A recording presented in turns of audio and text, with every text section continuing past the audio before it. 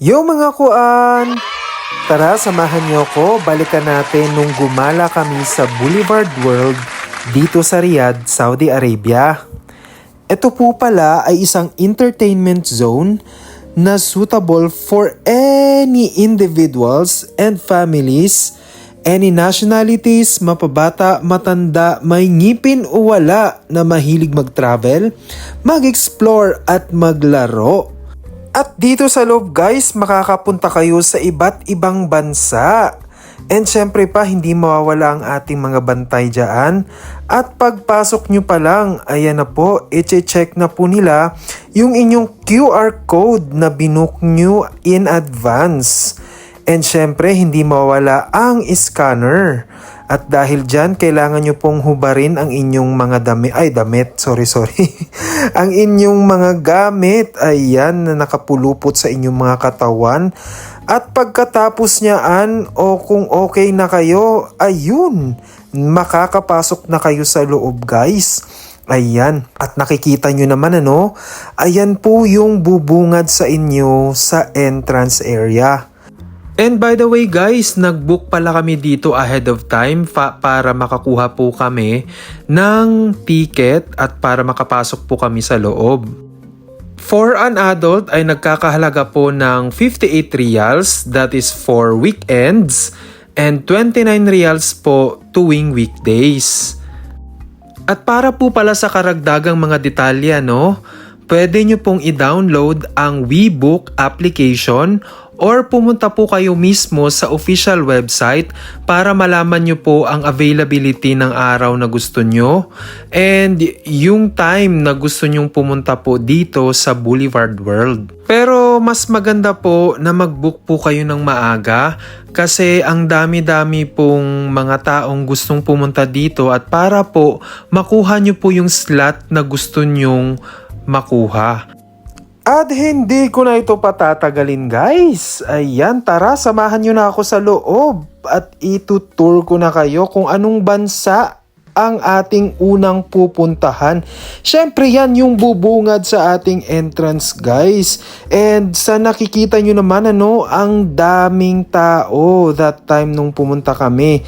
And syempre dumaan muna kami dyan sa isang tunnel or kuweba ba yan Ayan po, makikita ninyo dyan na may iba't ibang isda na nasa aquarium. Ayan po and sobrang saya po ng mga tao na nandyan. At paglabas mo sa kuweba, ayan ang bubungad sa inyo ang napakadaming tao. At nandito na nga tayo guys sa unang bansa na pupuntahan natin, na kung saan ito ang pinakamalaking bansa sa European Union, covering a total area of 551,695 square kilometers, and sometimes ito din po ay tinatawag na hexagon. At itong bansang ito ay world's most popular tourist destination. At sila din po ang nagpuproduce ng the most expensive bottle of wine in the world.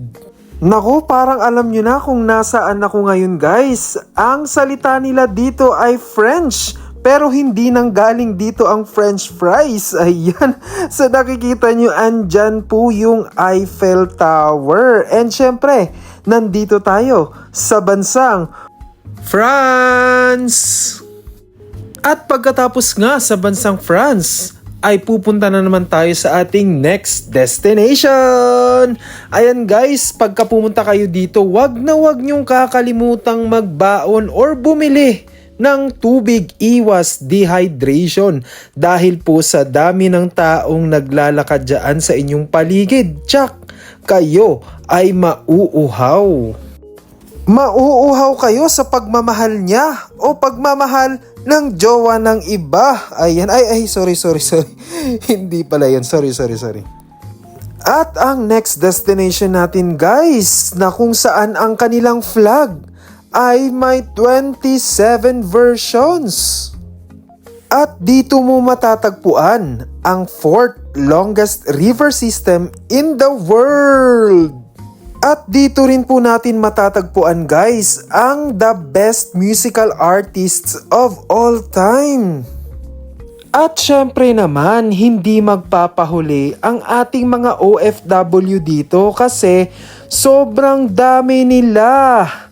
At ang tinutukoy ko pong bansa ay ang United States of America. At pagkatapos ng USA guys, pupunta tayo sa isang bansa na kung saan very punctual ang mga tao at bawal kang malate.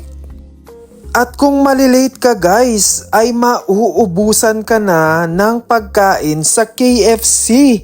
Kasi alam nyo, yun yung traditional nila na pagkain during Christmas Eve. At dito mo matatagpuan sa bansang ito ang tinatawag nilang Rabbit Island. Oh yes, ayan, meron po silang Rabbit Island sa bansang ito. And speaking of island guys, meron po silang over 6,800 islands sa bansang ito. At ang simbolo ng kanilang flag ay ang sun o araw. At grabe po sila guys mag-appreciate ng nature. At kaya matatagpuan mo dito ang tinatawag na cherry blossoms. At meron po silang 110 active volcanoes. Imagine, ang dami. At ang highest peak dito sa bansang ito ay tinatawag na Mount Fuji. Ayan, siguro ay meron na po kayong idea kung anong bansa po ito, ano? Kasi ang sinusuot ng mga tao dito or yung traditional dress nila ay tinatawag na kimono.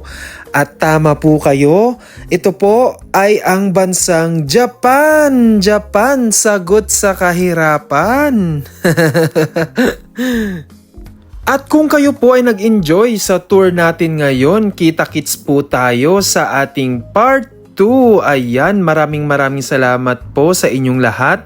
Ako po ulit si Kuan-Kuan na nagsasabing, amping kanunay!